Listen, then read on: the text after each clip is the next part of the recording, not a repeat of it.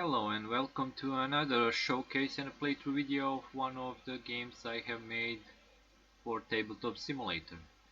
This time for a challenge I wanted to shrink the Eldritch Horror just on 9 cards and 18 components.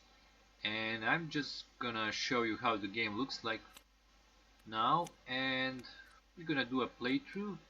Although in this video I'm just gonna do a setup and show you all the cards and what we have here. So let's go through the components first, just to see what I managed to do using only 9 cards and 18 components. So all the cards are double-sided. We have 8 investigators on each side, 2. They are working as a team, so 2 on each side. All of them has a special action on the card, have 5 skills just like in regular Eldritch Horror, but what is different is this wound spot where you actually could get 1 wound. Now the map is consistent out of 3 cards which you put together in a row, and they form this as you can see, world map with all the spaces. Now there are not all the spaces from the actual board game, but they are close enough. Like you can actually see that we have like London here, Rome was here. I can't remember what was this, Istanbul I think, Buenos Aires and so on. So these locations from the actual Eldritch Horror are still there, same as some sea location, although as I said some of them missing. We have a Omen track, we have a Doom track, and the basics of the Eldritch Horror board. Then because we don't have cards for items, we actually have this asset supply, a big card on which you gonna mark items you're gonna get through the game. As you can see, ship and rail ticket, some blessing and curse condition, focus action, depth action, and the spells. It's the same from the both sides. Although I will probably have a little change on this card. I will put the setup of the game difficulty on the other side. Right now it's just the assets. Here we have all the encounters that we can have through the game. As you can see, also a double-sided card with lots of choices that are actually done by these 6 dice. So either rolling 1 or 2 dice. We have wilderness, sea, and the city encounters here, and on the other side we have continuation of the city encounters, some rumors in purple, and the other world encounters in orange. For the city and the other world you have 12 choices, for the rest there is just 6. Then we have a monster chart with all the green monster that represents the normal monster that spawns just like in the game with the gate, and the epic monsters. And on the other side we have a chart for the mythos phases, and this time mythos is actually connected to the Omen track by colors. So we have as you can see, let me make it bigger. We have a green mythos, black mythos, and the blue mythos, depending on these little mythos signs. Like you see, we have a green comet, now the black constellation, and the blue like eclipse. Of course the game would be complete without the old ones, so it's also double-sided card. On the front we have Azathoth and Cthulhu. On the back is Nair Blatov, I can't pronounce this, and Shub-Niggurath. So yeah, they all have their setups, their mysteries, the reckoning effects, and some additional mythos effects. So right now what we're going to do, oh yeah, before I start with the setup, we also have these dice. Now these 2 dice are used by investigators to roll to test various skills, some other effects, while these 3 dice actually corresponds to the Omen track, where each dice is representing a gate. Gates in this game actually have value that can rise with the Omen, and the gate can actually surge and increase values of other gates, and it's basically similar to those epidemic cards in pandemics where epidemic happens, so everything like increases and becomes a bit difficult to control. In this case it will increase too, but I'm gonna explain it later. And then we have lots of these little cubes. Those are wooden cubes, so you can always find them if you are uh, playing board games.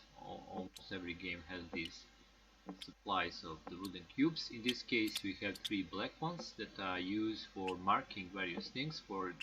In this case one is for marking omen track, one is for marking a doom, and one is for marking a monster chart.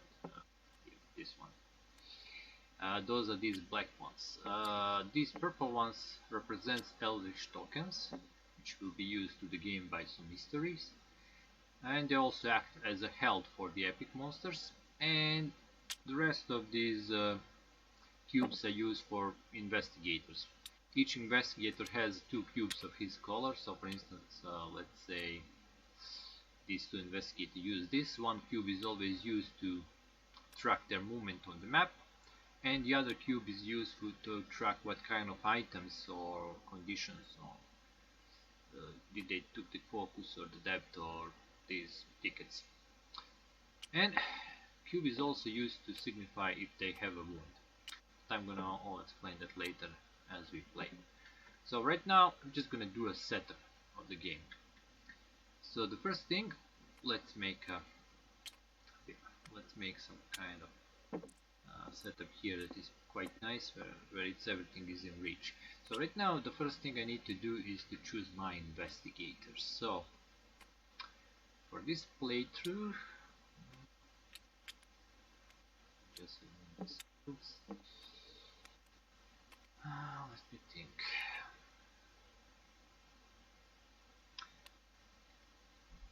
For this playthrough I think I'm gonna use Rachel and Carl on one card, and Mike and Caroline on the another card. So we're gonna place our investigators here. I'm gonna lock them down so they don't move. Then I'm gonna place this item chart here between them, so it's easy accessible. Something like this. I'm gonna place here a card with the encounters, because it's gonna be extensively used during the playthrough. And then I'm gonna put the monster chart here close to the map and the old one chart above. Now I can play an easier game with Azathoth, or a bit harder with Cthulhu, or I can actually jump to really hard guys. I think I'm gonna go with the easy setup for this first game. So what you do first is, after you place everything on the table and assign this cube to investigator. So for instance, I'm gonna use these two blue for Caroline, these two red for Carl, two green for Mike, and these two orange for Rachel. After that you will go through the setup of the old one. So as the setup says, you can see in this left part of the card is to Omen starts on the green space. Also Doom is starting from 16. So first we're going to place this marker on 16, the Doom track. This is the Doom track here going from 17 to 0. And then it says place the Omen on green, so the Omen is here. And after that we have a prelude, basically something that will also set some things for the game. In this case I have to roll 1d6 dice, and it says on 1 or 3 random investigator starts with a curse condition, or 4 of 6 each investigator starts in the random wilderness space. Normally when you placing your investigators, you gonna start on the city space. Now there are 12 city spaces, they are marked by numbers, so when I have to place an investigator on the city space I have to roll 2d6. But if this prelude goes down, I will actually have to start on wilderness. So let me check what kind of prelude we're gonna have. Oh, I 2, which means one random investigator starts with a cursed condition. So let's go like this, from Caroline to Mike to Rachel and Carl, from 1 to 4. Dice to see who. Oh, it's gonna be Caroline. So Caroline is gonna start with the cursed conditions. So I'm gonna take her one cube and place it here. Now, just to signify, she has a curse condition. So as you can see here, she will have -1 to any die she rolls. Now, in the regular Eldritch Horror, these numbers signify how many dice you roll. In this tiny version of Eldritch Horror, you actually have to roll 1d6 when you testing one skill, or maybe 2 if you're testing 2. Maximum skills you can actually test is 2. And you have to get equal or higher number that's shown in their skill. So for instance, if Caroline have to roll for her observation, she would have to get 3 or 4 or 5 or 6 to pass the test. If she get 1 or 2 below this, if it's not equal or higher, she failed the test. So in this case, if I would roll, let's say 4 minus 1 is 3, she would still pass on observation.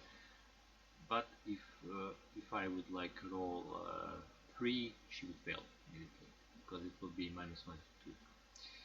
Alright, so she's starting cursed. Now the curses and blessing are not really too bad in this game, since whenever you get from some encounter item or spell, you can move your little cube on other spaces. Only time when you can't move your little cube, when it's actually locked, is if it's on the depth. So you can only move it if you get a wound. So wound is in hierarchy, basically every time you get a wound, you have to move the cube.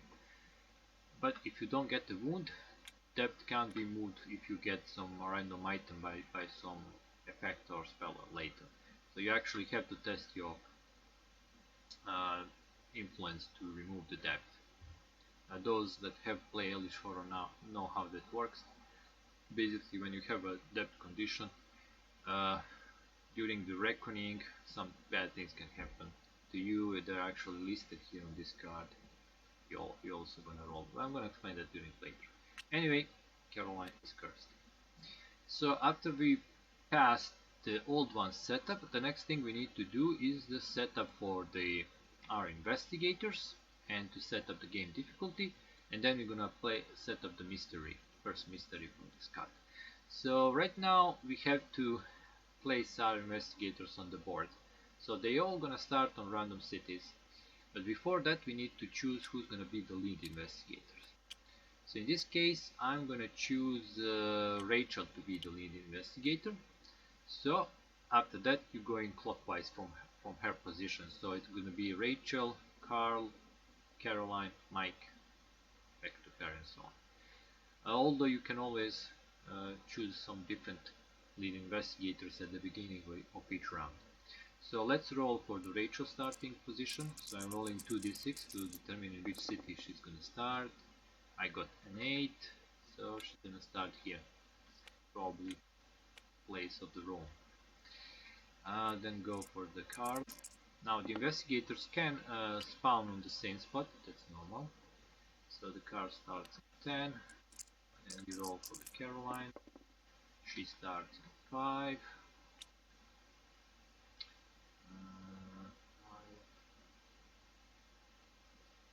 Okay, Buenos Aires. And then we roll for Mike. He starts on 12, so he's down in Tokyo, Japan. Alright, after that, when you have 4 investigators, you also have to open 1 gate. So, whenever you have to open the gate, first thing you need to do is to check where your omen is. My omen is on green, so that means I need to open the green gate. You're gonna take a green dice, you're gonna roll it, and without changing its value, you're gonna place it on the space that corresponds by the number and the color. So this is basically green space, goes here on the wilderness number 5. So this is the level 5 gate, basically. And after that the next thing we need to do is to set up the first mystery, and then we can start the game. So the first mystery for the S.dot says spawn 2 Eldritch tokens on random wilderness spaces. So we're gonna take these 2 purple tokens. Also, one more thing, whenever the gate spawns, the new gate spawns on the board, you have to roll to see what kind of monster is guarding the gate. You have the monster chart here. Each monster has a number on the lower right corner beside on their little tile, as you can see, and then this means I need to roll 6 dice, and in this case I got 3. That's a cultist, so we have cultist guarding the gate. Now how this works is that this one monster's guarding basically all the gates. So if I had like multiple gates, that means that from each that gate we have one cultist guarding it. If you manage to kill the cultist, all other gates are also free. Basically you remove this marker and then you can do the gate encounter like in Eldritch Horror. Alright, so I need to place 2 Eldritch tokens on random wilderness space. Wilderness spaces are these green ones. There are only 6 of them, so I'm gonna roll 1d6 for each token, but it's easier if I roll both of dice and then just assign them. Okay, so I got 4 and 2, so one's gonna spawn on the space number 4 and one's gonna spawn on space number 2. So let's see what our mystery demands of us. It says, after investigator passed the encounter on that space, he gains an Eldritch token. Alright, I need to go there and have an encounter. After closing the gate, he can place 1 Eldritch token on this card. Oh, so I need to use Eldritch token after I close the gate. So basically these are something like a clues in Eldritch Horror. I have to go here, pass the encounter, pick it up, and then go to the gate, deliver it there, close the gate, and that's it. So when there are 2 Eldritch tokens are placed, we solve the mystery. So how do you win in this game? Well, if we solve all 3 mysteries before Doom reaches 0, we're gonna win. The Azathoth is not gonna wake up. But there is only one way you can lose in this game. If the Doom reaches 0 and you don't manage to do all 3 mysteries, you lose. So that's the only way you can actually lose. Unless it is stated on the card some other way of the lose conditions. So in this case I have 3 mysteries, everything is set up, and in the next video we're gonna start the playthrough. So far, as you can see, that's a little tiny Eldritch Horror. You can put it in your pocket, carry it with yourself and play wherever you want, because it's not demanding on the components, and although it is not like a big version, I mean it's gonna lack some thematic and lore things, it still is, it's gonna see, it still is a nice experience. So anyway, thanks for watching, and as always, if you like these videos, if you like the things I make, please subscribe and follow my channel. Goodbye.